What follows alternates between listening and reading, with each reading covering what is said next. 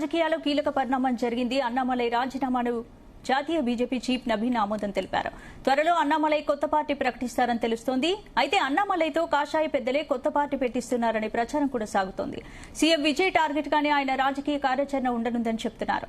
Annamalai next ఏం చేయబోతున్నారు? విజయ్ ను ఎదుర్కోవడం సాధ్యమా? తమిళనాడులో బీజేపీ వ్యూహం ఏంటి? ఇదే అంశంపై ఇవాళ టీఎన్డీలో డిస్కస్ చేద్దాం. ఎలా చూడొచ్చు భరత్? నిజంగానే విజయ్ కి కాంపిటీషన్ అన్నమలైని రంగంలోకి దింపబోతున్నారు అంటే ఇంకా 5 సంవత్సరాలు ఉంది తమిళనాడు ఎలక్షన్. ఇప్పుడు కాదు కదా, మొన్ననే విజయ్ ముఖ్యమంత్రిగా ఎలక్ట్ అయ్యారు. అంత తొందరగా డీస్టెబిలైజ్ కూడా కాదు, ఎందుకంటే కాంగ్రెస్ సపోర్ట్ ఉంది. అన్నా డిఎంకేలో 2-3 ఎమ్మెల్యేలు రిజైన్ చేస్తామంటున్నారు. కేంద్ర ప్రభుత్వం భారతీయ జనతా పార్టీ అనుకుంటే పడగొట్టచ్చు, కానీ భారతీయ జనతా పార్టీ కూడా అంత తొందరగా ఏం పడగొట్టదు కదా. సో ఇక్కడ అన్నామలై విషయానికి రావాలి. 2019లో భారతీయ జనతా పార్టీలో జాయిన్ అయ్యారు. ఆయన ఐపీఎస్ ఆఫీసరు, సింగం ఐపీఎస్ మనం చూసే ఉంటాం ఏంటి. సో ఐపీఎస్ ఆఫీసర్ రాజీనామా చేసి ఆయన భారతీయ జనతా పార్టీలో జాయిన్ అయ్యారు. జాయిన్ అయిన తర్వాత చాలా పాపులర్, యూత్ లో చాలా పాపులర్, తమిళనాడు యూత్ లో. విజయ్ సినిమా నటుగా పాపులర్ అయితే ఐపీఎస్ గా పాపులర్. సో అన్నామలై ఒక దశలో భారతీయ జనతా పార్టీ అధ్యక్షుడిగా 2021-22లో బాధ్యతలు తీసుకున్నప్పుడు చాలా బాగా గట్టిగా తీసుకుపోతున్నారు. ముఖ్యంగా ద్రవిడ రాజకీయాలని కాదని హిందుత్వ రాజకీయాలని అక్కడ తీసుకెళ్తున్నారన్న మంచి పేరు అన్నామలైకి వచ్చింది. ఆయన చాలా గట్టిగా అన్నా డిఎంకే, ఎందుకంటే 2021 ఎలక్షన్ తర్వాత అన్నా డిఎంకే ఎన్డీఏలోనే ఉంది.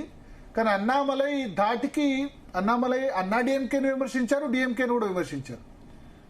సో విమర్శించడంతో అన్నా డిఎంకే సపరేట్, అంటే వాళ్ళు మీరు అన్నామలైని తీసేయండి లేకపోతే మేము పొత్తు పెట్టుకోమంటే 2024 పార్లమెంట్ ఎలక్షన్స్ లో అన్నా డిఎంకే భారతీయ జనతా పార్టీ కూటమిలో లేకుండా, ఎన్డీఏ కూటమిలో లేకుండా సపరేట్ గా పోటీ చేసిన పరిస్థితి.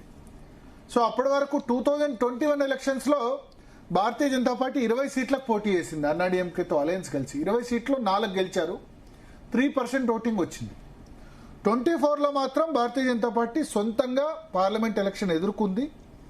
పార్లమెంట్ ఎలక్షన్ ఎదుర్కొని దాదాపు 11.5% ఓట్లు పార్లమెంట్లో వచ్చాయి బీజేపీకి. అంటే దాన్ని దీన్ని కంపేర్ చేయడం కుదరదు, ఎందుకంటే అది అలయన్స్ లో 20 సీట్లే పోటీ చేసింది. 20 సీట్లు పోటీ చేసినప్పుడు 3% వచ్చింది. రాష్ట్రంలో ఉన్న అన్ని సీట్లో పోటీ చేస్తే 11% ఓటు బ్యాంక్ వచ్చింది.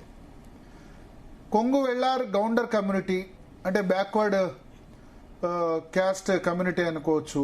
అట్లాగే ఏమంటారు, వెస్టర్న్ తమిళనాడులో ఆయన మెకానికల్ ఇంజనీరింగ్ చదివి టెక్నోక్రాట్ అయ్యి తర్వాత ఎంబీఏ చదివి ఆ తర్వాత సివిల్ సర్వీసెస్ చేసి యూపీఎస్లో కర్ణాటక కేడర్లో ఐపీఎస్ ఆఫీసర్గా పనిచేసి దడదడలు ఆడిచ్చారు చిక్మంగళూరులో అక్కడ ఇక్కడ. ఇంత బ్యాక్గ్రౌండ్ ఉంది. ఆయన వచ్చిన తర్వాత పార్టీకి ఊపు వచ్చిందని కూడా చెప్పారు. అంటే పార్టీలో జాయిన్ అయిన 1 ఇయర్కే బీజేపీ స్టేట్ వైస్ ప్రెసిడెంట్ చేశారు. 2 ఇయర్స్కే తమిళనాడు బీజేపీ ప్రెసిడెంట్ గా చేశారు ఆఫ్టర్ అసెంబ్లీ ఎలక్షన్స్. దాని తర్వాత మంచి ఫ్రీడమ్ ఇచ్చింది. బట్ అల్టిమేట్ గా ఏంటంటే రిజల్ట్ అనేది రాలేదు. లోక్సభ సీట్స్ లో కోయంబత్తూరు కాన్స్టిట్యున్సీ నుంచి అన్నామలై కూడా పోటీ చేశారు కానీ ఓడిపోయారు. అంటే అన్నామలై గనక గెలిస్తే కోయంబత్తూరులో బాగుండేది, అంటే పార్టీ కూడా బాగుండేది. బట్ ఆయన 1,10,000 ఓట్లతో ఓడిపోయారు. అంటే దగ్గరగా వచ్చారు మిగతా క్యాండిడేట్స్ కంటే. బట్ అక్కడ ఏమైందంటే డిఎంకే, అన్నా డిఎంకే, బీజేపీ అలయన్స్ ఈ 3 కలిసి పోటీ చేయడం వల్ల ఏమైపోయిందంటే అన్నామలై నేతృత్వంలో పిఎంకే, తమిళ మానిల కాంగ్రెస్, ఏఎంఎంకే ఇవన్నీ కలిసి ఎన్డీఏ పోటీ చేసాయి. ఇంకా ఇండియా అలయన్స్ ఉండనే ఉంది. Congress party, DMK, CPI, CPM, VCK ఇవన్నీ కలిసి పోటీ చేసాయి. థర్డ్ అన్నా డిఎంకే పోటీ చేసింది. ఈ మూడింటి మధ్య ఓటు చీలికైపోయి డిఎంకేకు లాభం జరిగింది. 39 పార్లమెంట్ సీట్లు డిఎంకే ఇండియా కూటమి క్లీన్ స్వీప్ చేసింది. అన్నా డిఎంకే 1 గెలవాల, మన బీజేపీ కూడా 1 గెలవాల. 11% సీట్లు వచ్చాయి కానీ 11% ఓట్లు వచ్చాయి కానీ సీట్లు రాలేదు. 1,10,000 ఓట్లతో అన్నామలై కూడా ఓడిపోయారు. సో ఆ ఓటమి తర్వాత పార్లమెంట్ ఎన్నికల తర్వాత బీజేపీ స్ట్రాటజీ చేంజ్ చేసి మళ్ళీ అన్నా డిఎంకేను తమ కూటమిలో చేర్చుకునే ప్రయత్నం చేసింది. చేర్చుకునే ప్రయత్నం చేసి వాళ్ళు పళనిస్వామి అనుకూలంగా ఇంకా ముందుకెళ్ళారు. సో ఆ తర్వాత ఏం జరిగిందంటే అన్నాడీఎంకే మాకు అన్నామలై ఉంటే గనక మేము మీతో పొత్తు పెట్టుకోము, మేము ఎన్డీఏలో కంటిన్యూ కావాలంటే అన్నామలైని మీరు తీసేయండి అని చెప్పారు.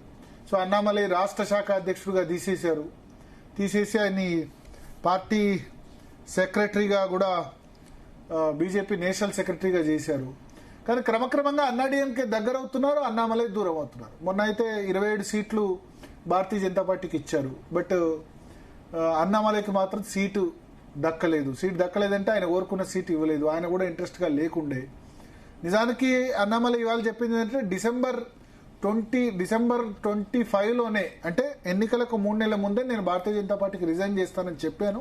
కానీ పార్టీ ప్రెసిడెంట్ ఒప్పుకోలేదు. బట్ మొన్న రిజల్ట్ బీజేపీకి డిసప్పాయింటింగ్. 27 సీట్లు పోటీ చేస్తే ఒకటి మాత్రమే, ఉదక మండలం ఊటీ సీటు మాత్రం ఒకటే గెలిచారు. మిగతా అన్ని కూడా ఓడిపోయిన పరిస్థితి.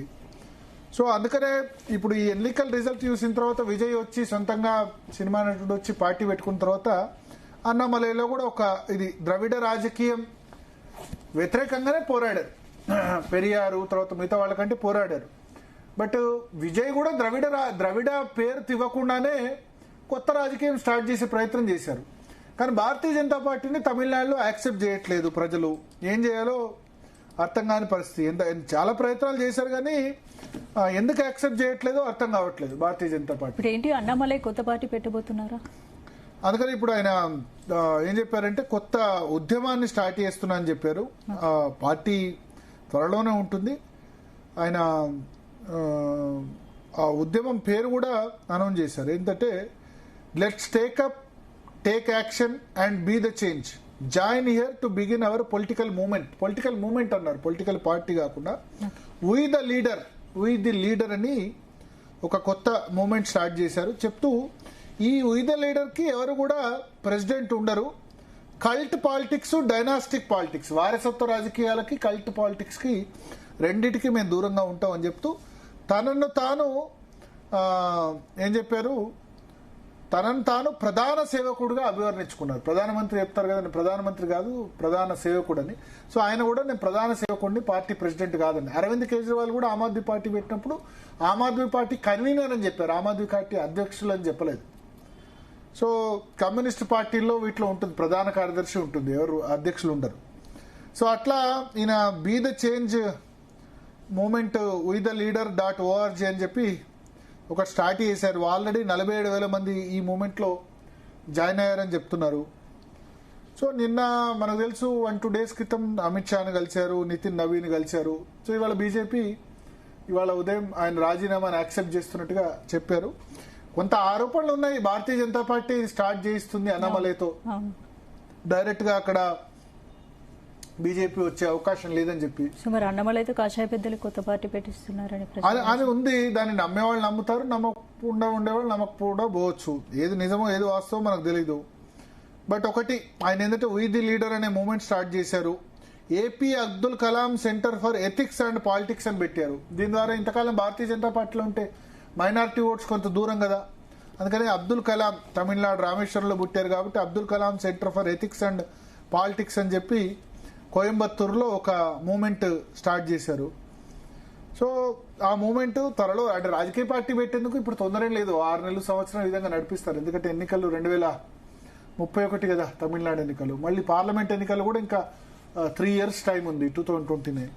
సో ఒక కొత్త రాజకీయం స్టార్ట్ చేస్తా అంటారు. ఏదేమైనా భారతీయ జనతా పార్టీకి దెబ్బనేది, ఎందుకంటే వాళ్ళకు అంత ప్రజాదరణ కలిగిన నేత లేరు. కేంద్ర మంత్రిగా ఎల్మురుగన్ ఉన్నారు, వైస్ ప్రెసిడెంట్ గా సిపి రాధాకృష్ణన్ తమిళనాడే, నిర్మలా సీతారామన్ తమిళనాడే. కానీ ప్రజాదరణ కలిగిన నేత లేరు. తమిళనాడులో అత్యంత ప్రజాదరణ కలిగిన నేత భారతీయ జనతా పార్టీకి అన్నామలై. కానీ అట్లానే ఓట్ శాతం కేరళలో వచ్చినంత కూడా రాలేదు. కేరళలో ముస్లిం క్రిస్టియన్ శాతం ఎక్కువ ఉంది. కేరళలో 16-17% ఓటింగ్ వచ్చింది. కానీ తమిళనాడులో 11% హైయెస్ట్ పార్లమెంట్ లో సింగిల్ గా పోటీ చేస్తారు. సో అందుకనే ఇది ఎట్లా వెళ్తుంది పార్టీకి అయితే సెట్ బ్యాక్ భారతీయ జనతా పార్టీకి. అక్కడ ఉన్న ఇప్పుడు మన తమిళిసై సౌందరరాజన్ తెలంగాణ గవర్నర్గా పనిచేసిన వ్యక్తి ఉన్నారు, ఆమెకి అన్నామలైకి అస్సలు పడదు. ఒక దశలో అమిత్ షా స్టేజ్ మీదనే వాళ్ళిద్దరు గొడవకు సంబంధించి స్టేజ్ మీదనే తమిళిసై సౌందరరాజన్ ను ఆగ్రహం వ్యక్తం చేసిన సందర్భం చూసాం. ఆంధ్రప్రదేశ్ ముఖ్యమంత్రిగా చంద్రబాబు నాయుడు ప్రమాణ స్వీకారం చేసినప్పుడు అప్పుడు ఆగ్రహం వ్యక్తం చేసిన పరిస్థితి మనం చూసాం. సో ఇది ఇప్పుడు టాలెస్ట్ లీడర్స్ ఎవరు లేరు. నయనార్ నాగేందర్ భారతీయ జనతా పార్టీ రాష్ట్ర అధ్యక్షులు, తమిళిసై సౌందరరాజన్ తమిళనాడుకు ప్రాతినిధ్యం ఈవెన్ దో ఎంపీలు గెలవకపోయినా ఇప్పుడు మురుగన్ను మధ్యప్రదేశ్ నుంచి రాజ్యసభ సీట్ ఇచ్చి కేంద్ర మంత్రివర్గంలో చేర్చుకున్నారు. అక్కడ రిప్రజెంటేషన్ ఉండట్లేదు. గతంలో కన్యాకుమారి సీటు గెలిచేది భారతీయ జనతా పార్టీ. సో దేశమంతటా ఒక పరిస్థితి ఉన్నా తమిళనాడులో మాత్రం అడుగు పెట్టలేకపోతుంది భారతీయ జనతా పార్టీ. ఈవెన్ కేరళలో కూడా మొన్న 3 అసెంబ్లీ సీట్లు గెలిచారు. బట్ తమిళనాడులో కనీస ప్రభావం చూపలేకపోతుంది. ఈ నేపథ్యంలో అన్నామయ్య వెళ్ళిపోవడం అయితే పెద్ద సెట్ బ్యాక్ అనే చెప్పాలి. సరే, మోడీ అమిత్ షా స్ట్రాటజీ మరి 29కి ఏ విధంగా ఉంటుంది, వాళ్ళ స్ట్రాటజీనా ఈయనతో పార్టీ పెట్టించడం, ఇంకా లేదా అన్నామలై సొంతంగా నిర్ణయం తీసుకున్నారా? బట్ ఏదైనా నాకు తెలిసి పార్టీ పెట్టడానికి ఒక 6 నెలలు సంవత్సరం అయితే తీసుకుంటారు. ముందుగా ఒక ఉద్యమం అయితే బిల్డప్ చేసే అవకాశాలు అయితే కనబడుతున్నాయి. స్పందన రైట్ భరత్, ఇక నెక్స్ట్ టాపిక్ లోకి వెళ్లే ముందు DNA లో 1 వర్ షార్ట్ బ్రేక్. Stay tuned.